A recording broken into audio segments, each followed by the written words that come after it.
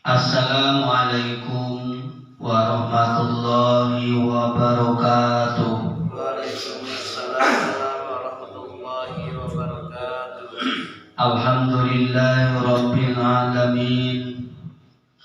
Wassalatu wassalamu ala asrofil mursalin Sayyidina wa maulana Muhammadin wa ala alihi wa sahbihi ajma'in, amma ba'du.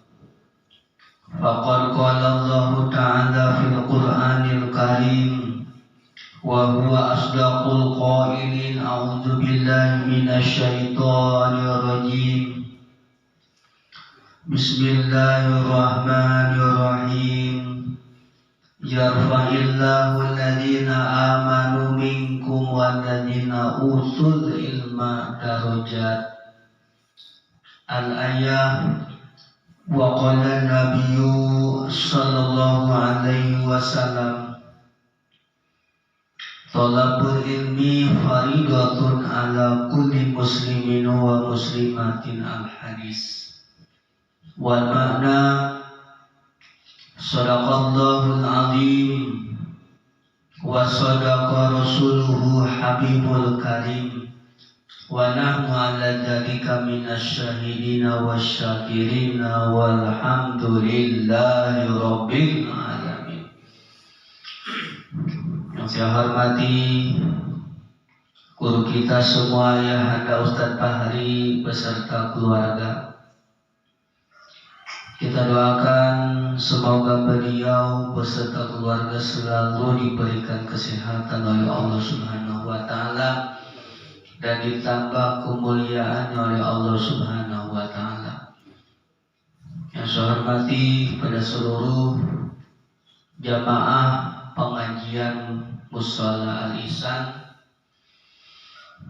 alhamdulillah pada kesempatan pagi ini kita semua masih diberikan banyak nikmat oleh Allah Subhanahu wa Ta'ala, terutama nikmat iman dan Islam, nikmat sehat wal afiyah, nikmat panjang umur, sehingga kita pada hari ini bisa bermuajahah kembali dalam rangka menggugurkan kewajiban kita selaku umat Islam, yaitu thalabul ilmi. Salawat beserta salam semoga tercurah kepada junjungan alam Nabi besar Muhammad sallallahu alaihi wasallam. Bismillahirrahmanirrahim. Mas'alatun, suatu pertanyaan. Idza qila laka wa kam min ashabi syara'i, apabila ditanya ada berapakah Rasul yang mempunyai syariat, fal jawabu, maka apabila ada pertanyaan tersebut, jawabannya adalah sittatun, ada 6. Jumlah Rasul semuanya adalah 314. Yang wajib diketahui adalah 25 Rasul. Yang mempunyai syariat ada 6 Rasul. Yang 6, Adamu. Yang pertama adalah Nabi Adam alaihi salam. Wa Nuhun. Yang kedua adalah Nabi Nuh alaihi salam. Wa Ibrahimu. Yang ketiga adalah Nabi Ibrahim. Wa Musa, yang keempat Nabi Musa. Wa Isa, yang kelima Nabi Isa. Wa Muhammadun shalawatullah alaihim ajmain. Yang keenam adalah Nabi besar Muhammad sallallahu alaihi wasallam. Jadi dari 25 rasul yang mempunyai syariat adalah hanya 6 yang tadi disebutkan. Wa kullu syari'atin mansukhatun bi syari'ati Muhammadin sallallahu alaihi wasallam. Dan semua syariat Rasul terdahulu sudah disalin oleh syariatnya Nabi Muhammad sallallahu alaihi wasallam.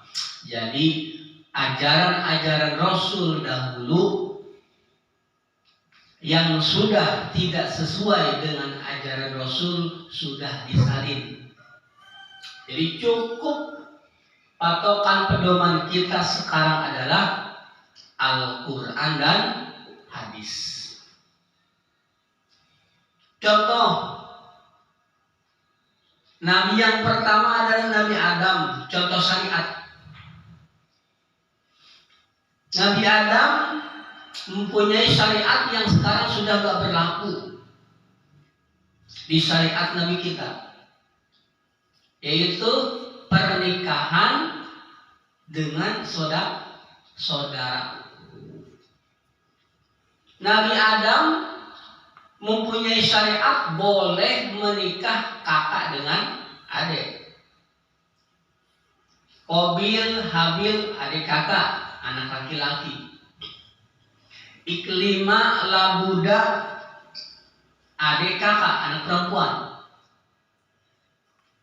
Qabil, Habil, Iklima, Labuda, keempat anak Nabi Adam, adik kakak. Qabil dinikahkan dengan Labuda. Habil dinikahkan dengan Iklima. Boleh adik kakak dinikahkan dengan adik.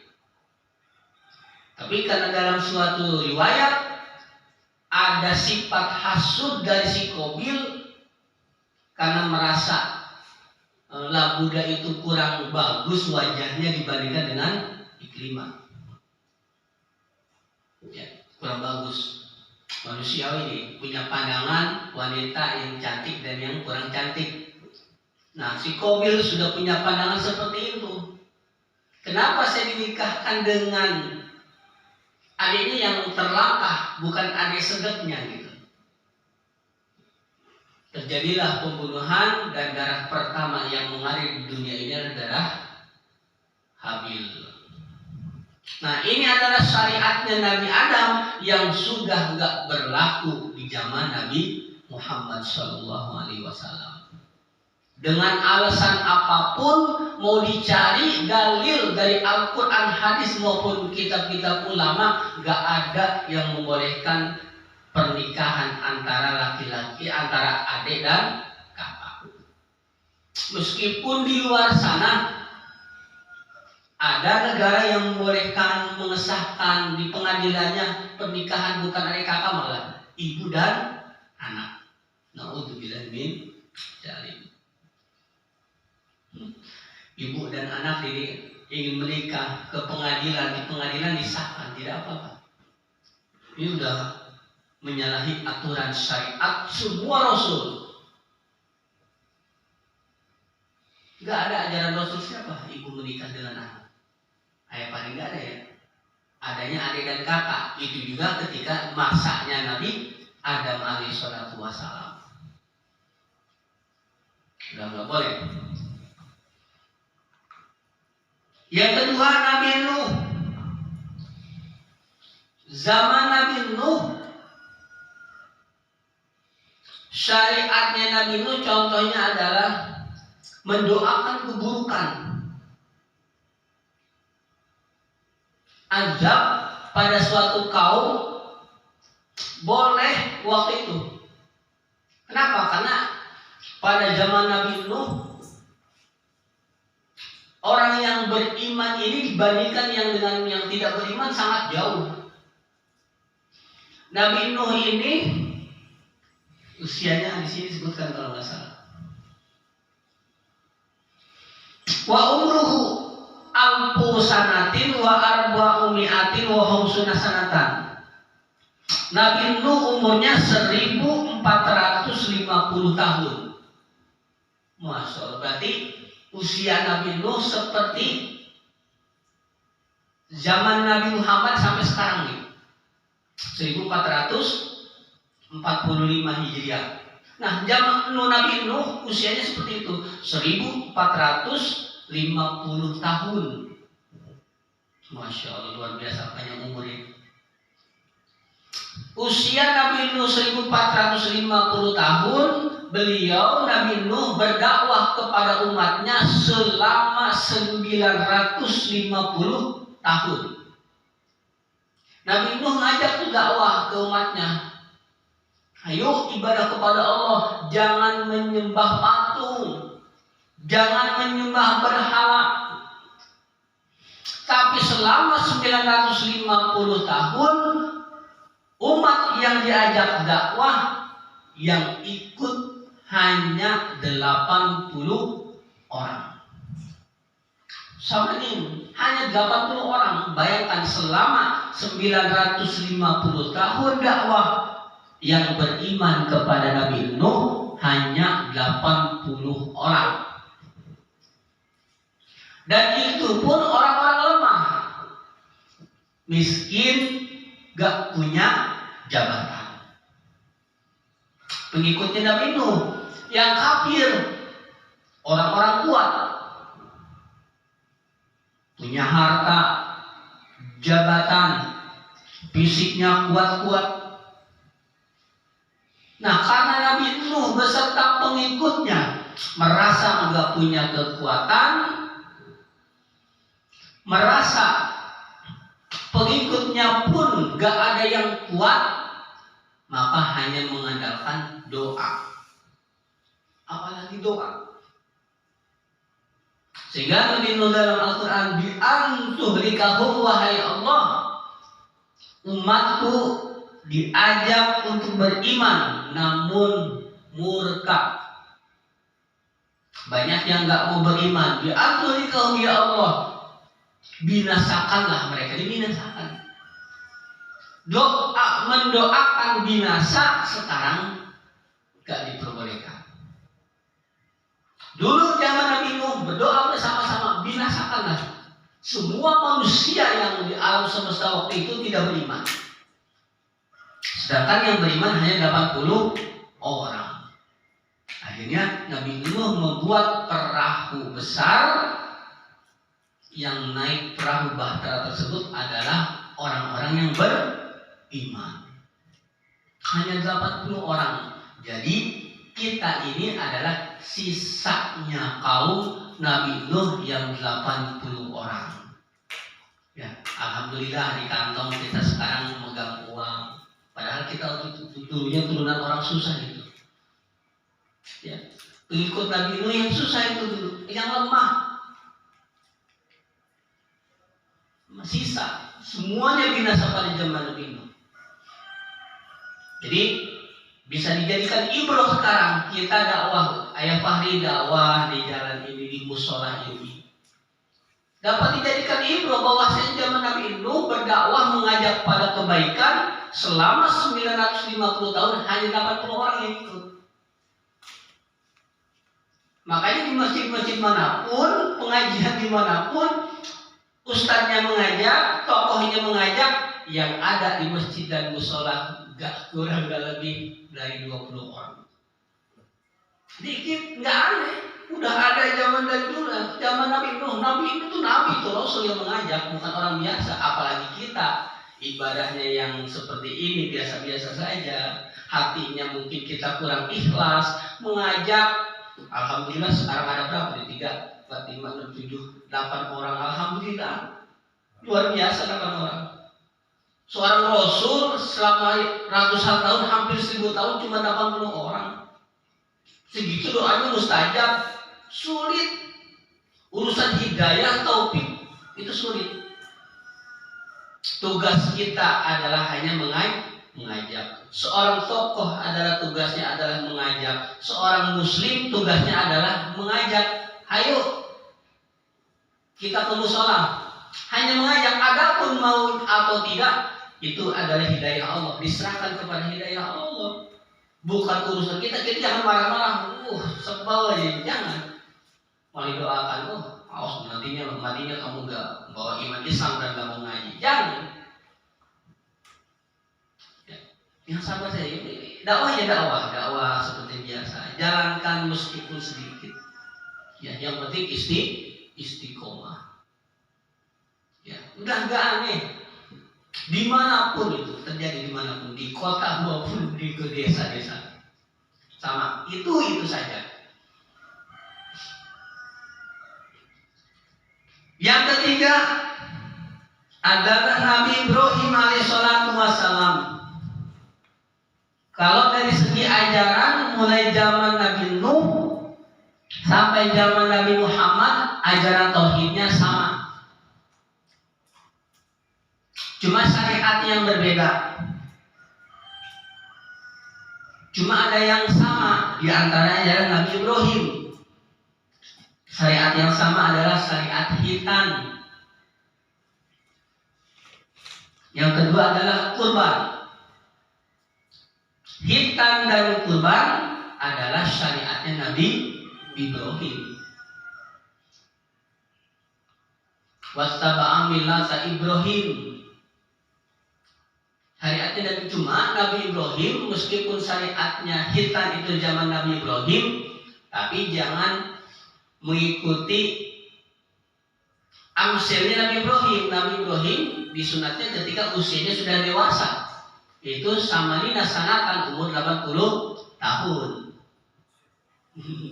Meskipun khitan itu adalah syariat Nabi Ibrahim, tapi Nabi Ibrahim ketika mendapatkan perintah sunat itu usia 80 tahun. Jangan ngikutin Nabi Ibrahim amsilnya seperti itu. Maksudnya ikuti perintah hitannya, bukan usianya. Kalau ngikutin usia repot kita. Usia 80 tahun baru disunat. Dan Nabi Ibrahim waqtatama bil qudum. Disunatnya menggunakan kapak. Coba kalau ngikutin syariatnya Nabi Ibrahim, amsilnya, perintahnya, karena zaman Nabi Ibrahim itu bukan zaman pisau sih. Menghancurkan berhala saja harusnya menggunakan apa sekarang? Bogem. Ya, bogem yang paling besar itu.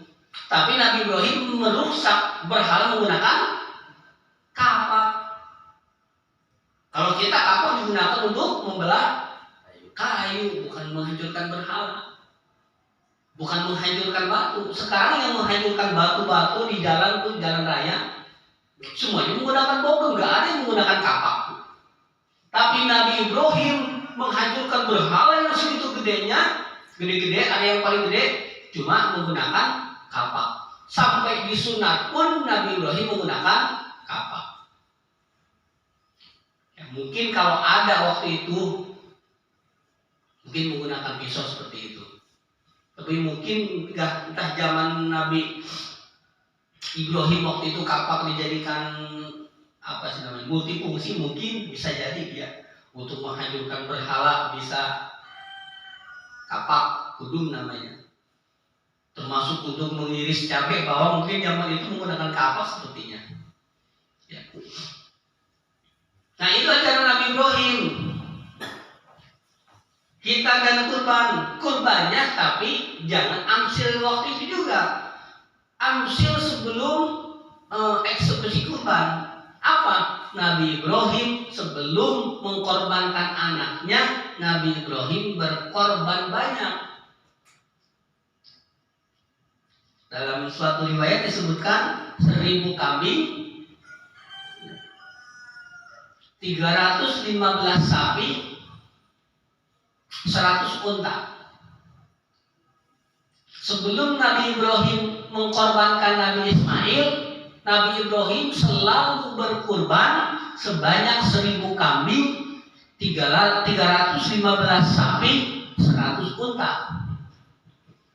Kalau dijadikan uang berapa miliar itu? Ada nggak orang sekarang yang kaya korban sebanyak itu?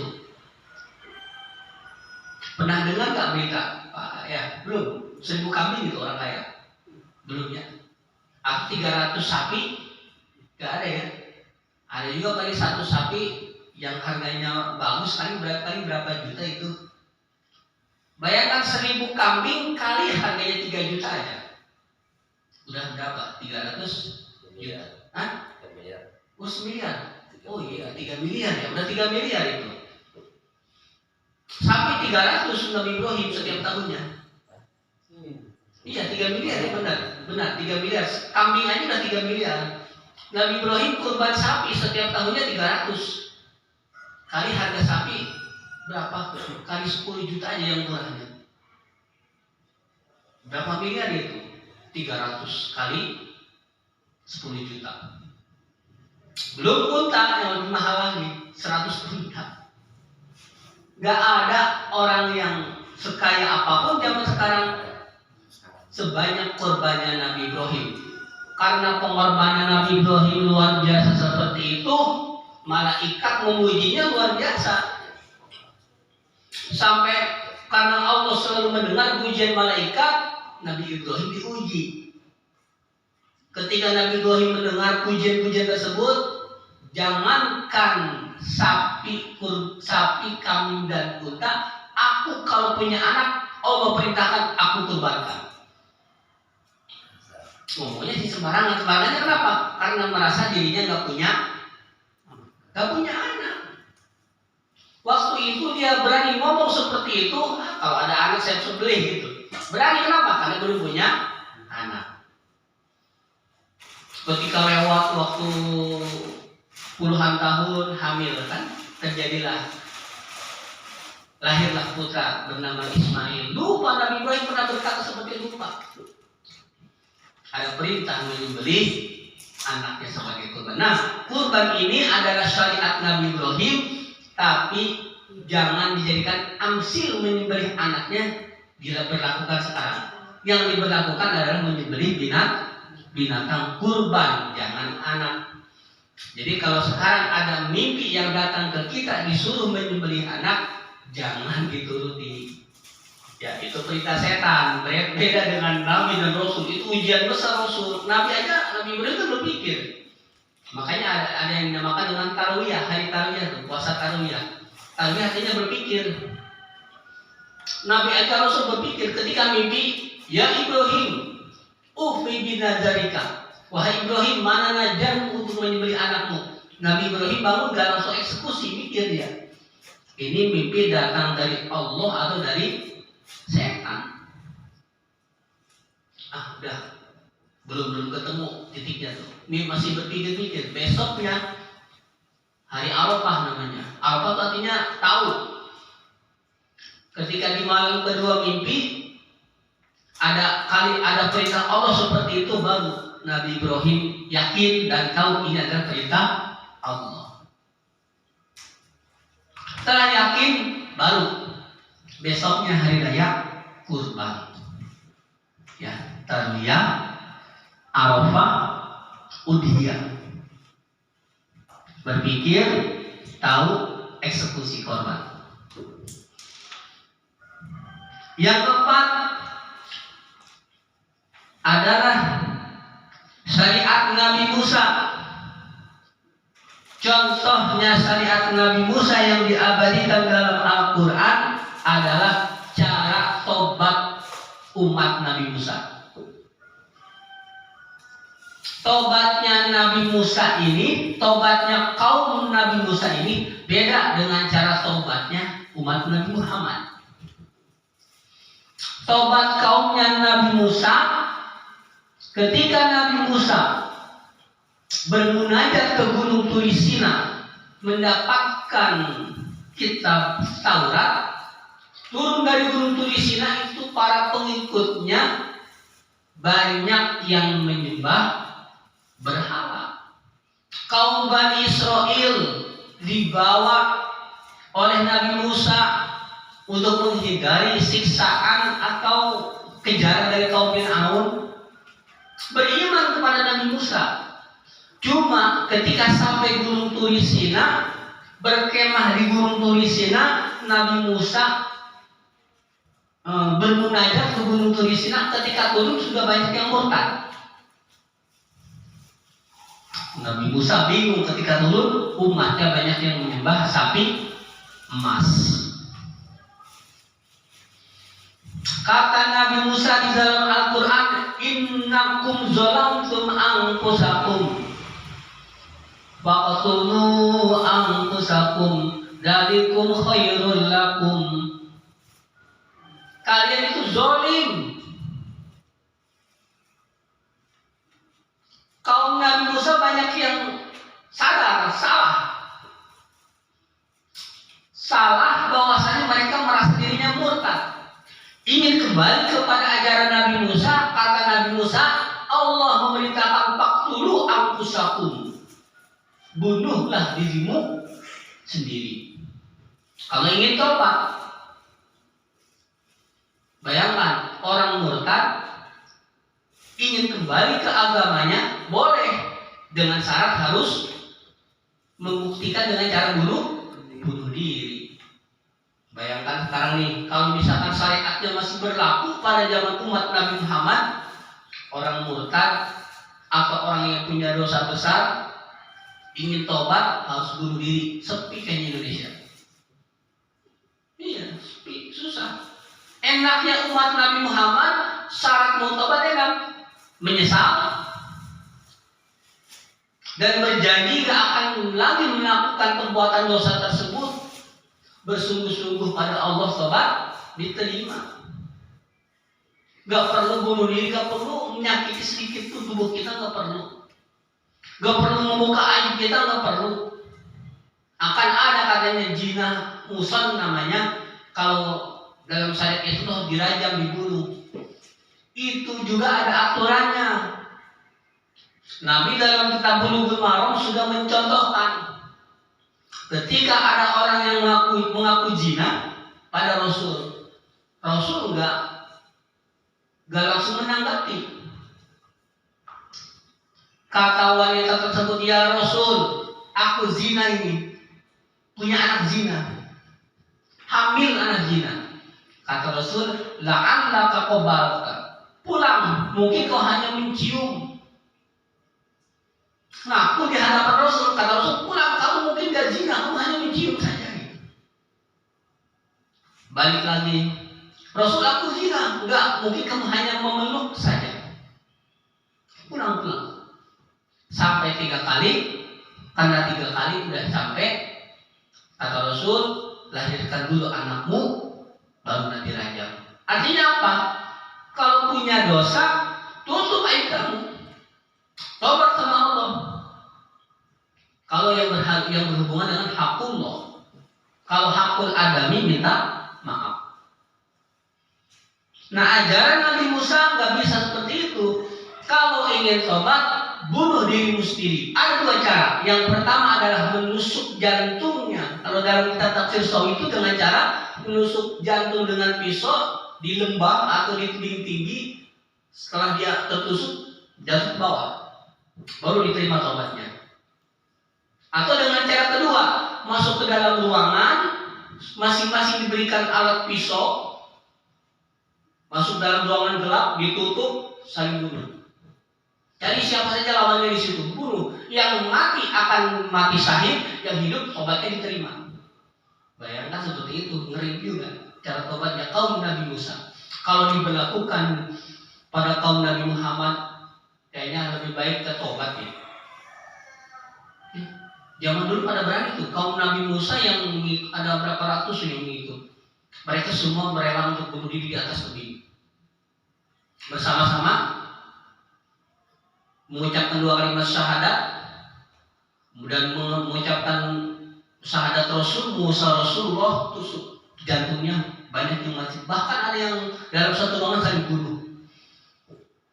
Berani tapi gitu. Kenapa? Demi iman. Kalau kita kayaknya lebih baik menggadaikan iman itu. Ngeri juga. Cara tobatnya kaum Nabi Musa. Kemudian yang keempat adalah Nabi Isa. Syariat Nabi Isa ajarannya sama, tauhidnya sama. Cuma sekarang ini ajarannya sudah berbeda, ya, sudah berbeda. Setelah kematian Nabi Isa yang dianggap disalib. Dalam tafsir Al-Quran mengatakan yang disalib adalah bukan Nabi Isa. Sehingga Rasul yang masih hidup ada dua. Yang pertama adalah Nabi Idris, yang kedua adalah Nabi Isa alaihissalatu wassalam. Dan yang kelima adalah Nabi Muhammad, syariatnya ada di dalam Al-Quran dan hadis. Termasuk cara sholat sekarang, rukun-rukun Islam sekarang itu adalah syariatnya Nabi Muhammad Sallallahu Alaihi Wasallam. Mudah-mudahan kita semua bisa berpegang teguh pada syariat Nabi Muhammad dan dapat menjalankannya dengan baik. Baik para jamaah sekalian, mungkin itu saja yang dapat saya sampaikan. Mohon maaf atas segala kekurangannya. Apabila ada pertanyaan, kita sharing aja nanti. Terima kasih atas perhatiannya. Assalamualaikum warahmatullahi wabarakatuh.